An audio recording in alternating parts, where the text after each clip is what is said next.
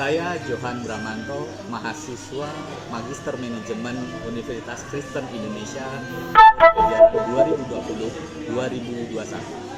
Pada kesempatan kali ini saya akan memaparkan summary dari kegiatan materi dari perkuliahan manajemen keuangan yang diampu oleh Profesor Roy Sembel dan Ibu Ganda Hutapea. Manajemen keuangan akan ada dua pembahasan besar, yaitu dari sisi manajemen perusahaan, yaitu di posisi internal, dan di posisi eksternal, yaitu dari pihak investor. Kita akan memulai dari sebuah pertanyaan. Apa sebenarnya tujuan perusahaan? Tujuan perusahaan pertama adalah mensejahterakan para pemegang saham. Bagaimana perusahaan dalam mensejahterakan pemegang saham? Apa yang mereka harus lakukan? Pertama, meminimalkan biaya modal. Kedua, yaitu memaksimalkan profit. Dengan apa caranya? Yaitu dengan cara membuat barang atau jasa yang kompetitif di pasar. Namun, supaya menjadi barang atau jasa yang kompetitif, barang tersebut harus memiliki manfaat bagi konsumen. Tujuan perusahaan kedua adalah mempertahankan perusahaan. Ada beberapa langkah yang harus dilakukan, harus dijalani oleh perusahaan tersebut. Pertama, kita mulai dengan GCG, Good Corporate Governance. Apa itu? GCG memiliki 5 pilar utama. Pertama, transparansi, akuntabilitas, dan pertanggungjawaban. Perusahaan harus membuka informasi laporan keuangan terhadap para pemegang saham atau kepada publik jika perusahaan tersebut sudah go public. Keuangannya juga harus diaudit oleh auditor yang kredibel. Begitulah perusahaan mempertanggungjawabkan hasil kinerja terhadap para pemegang saham. Pilar selanjutnya adalah kemandirian dan keadilan, di mana perusahaan harus memastikan bahwa tidak ada konflik kepentingan di internal perusahaan maupun dengan pihak luar, dan menjunjung tinggi nilai kesetaraan dalam memenuhi hak terhadap semua stakeholder dan shareholder. Ketika GCG ini sudah dijalankan di sebuah perusahaan, apa manfaat dan output positif yang didapatkan oleh perusahaan tersebut? Pertama, kinerja perusahaan itu pasti akan meningkat. Kedua, perusahaan pasti akan bisa memberikan manfaat yang besar dan berkelanjutan bagi setiap stakeholder yang ada.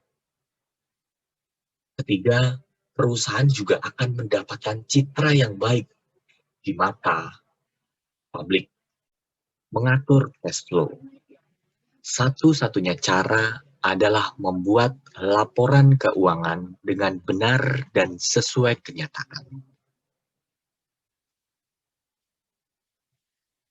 Tujuan dengan dibuatnya laporan keuangan setidaknya ada dua, yaitu tujuan internal dan tujuan eksternal. Untuk tujuan internal, laporan keuangan tersebut akan dipakai untuk membuat keputusan-keputusan bagi pemangku kebijakan. Sehingga pemangku kebijakan tahu keadaan sebenar-benarnya keuangan perusahaan. Tujuan eksternal, laporan keuangan tersebut digunakan sebagai pertanggungjawaban bagi pemegang saham.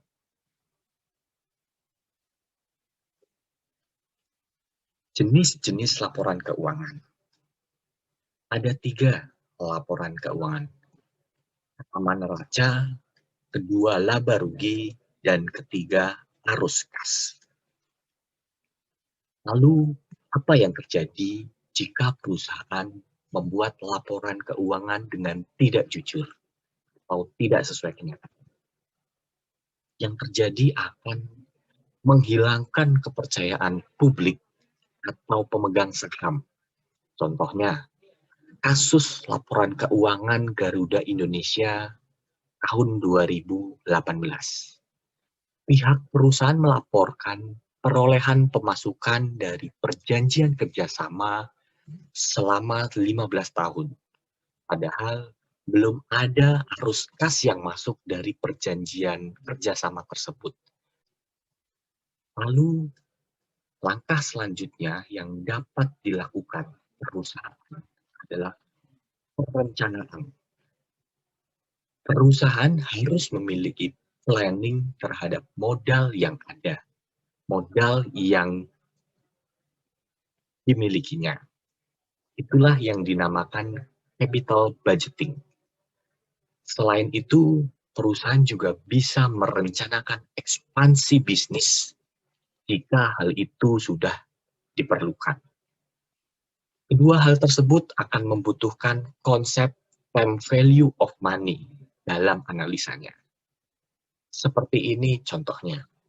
Saya berada di dapur juang daerah Depok, tepatnya di Margonda, tempat di mana anak-anak muda tinggal karena banyak kampus di sekitar sini. Ini adalah cabang kedua dari dapur juang yang ada di Jalan Raya Bogor. Namun berbeda konsep. Yang di Jalan Raya Bogor itu konsepnya rumah makan keluarga, di mana ada kolam ikan besar dengan gazebo-gazebonya. Tentunya sebelum manajemen memutuskan untuk membuka cabang di tempat ini, apalagi dengan konsep yang jauh berbeda, ada tim yang sudah melakukan kajian dan analisa dan memperhitungkan modal yang dikeluarkan, apakah nantinya akan mendapatkan return di kemudian hari. Mereka pastinya sudah melakukan kalkulasi menggunakan konsep time value of money, sehingga manajemen bisa yakin bahwa modal yang dikeluarkan, keputusan investasi ini adalah keputusan yang tepat dan menghasilkan keuntungan di masa depan. Hal kedua yang bisa kita bicarakan terkait manajemen keuangan adalah analisis sekuritas. Arti sekuritas secara etimologis itu sendiri adalah surat berharga. Jenis sekuritas setidaknya ada 4.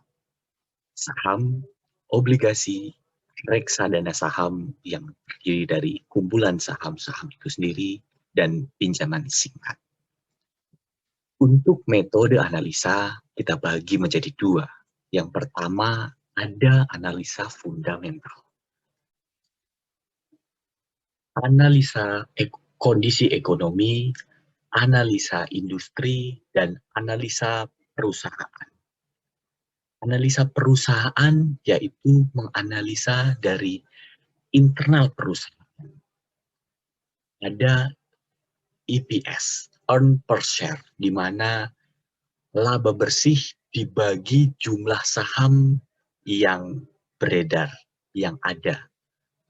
Lalu ada current ratio, di mana current ratio ini menggambarkan bagaimana perusahaan tersebut dalam kemampuan membayar kewajiban-kewajiban jangka pendeknya. Lalu ada net profit margin, seberapa rasio laba bersih dibanding dengan revenue-nya. Metode analisa kedua adalah analisa teknikal yang terdiri dari sentimen negatif dan sentimen positif. Demikian video mind mapping. Saya akan menutup video ini dengan sebuah pantun. Hari Lebaran makan ketupat, bersama keluarga bercakap-cakap. Jika video ini bermanfaat, mohon tekan tombol thumbs up. Terima kasih.